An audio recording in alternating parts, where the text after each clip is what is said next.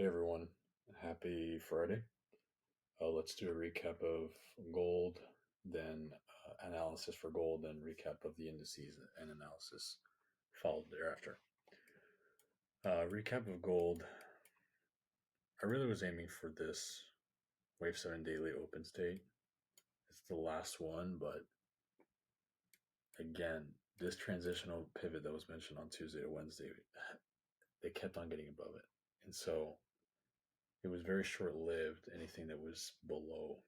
Not to mention it lined up with the apex, which is crucial and serves as a pivot as well.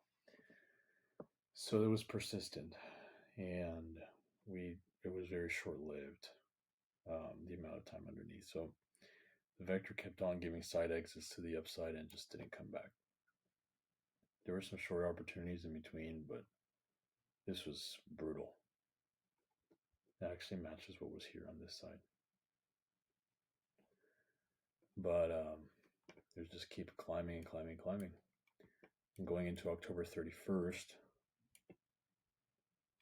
I really like everything that's going on here. High targets, apex, open states. I would ideally like a short there, ideally. And targeting, you can take trims all along the way. But this is going to be crucial. This 4-hour vector, this white line here,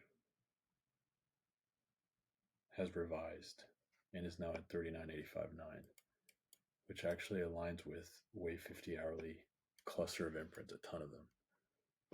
So that'd be nice for that to bounce there. So that's what I'm looking for gold. Let's open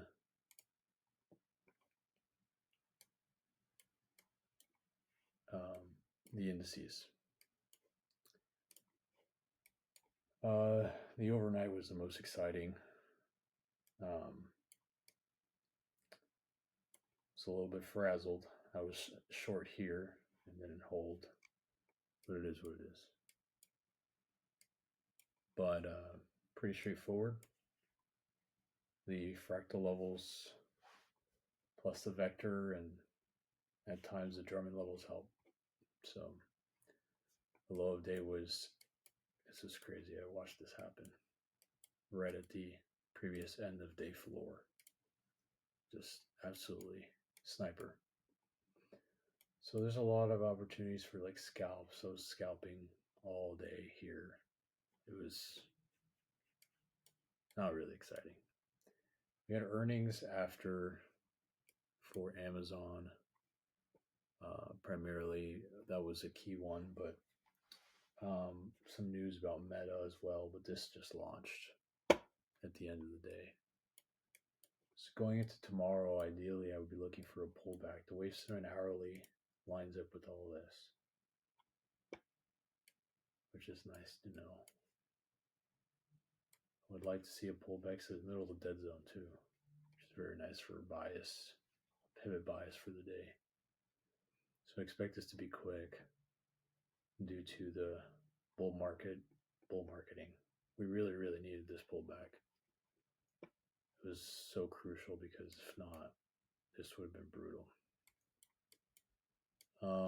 So a pullback and then just targeting every key level along the way. Ideally at 26,596. I may add some more targets, but that's for NQ and for ES.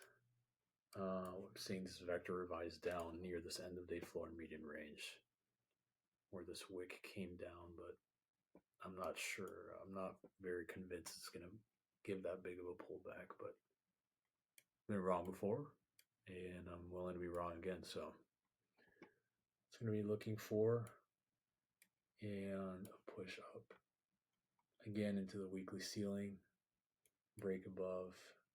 I am bullish for tomorrow, but just trying to pay attention to what the market is telling me with the different levels. So you could take entries and retracements to different levels along the way. There's targets down here.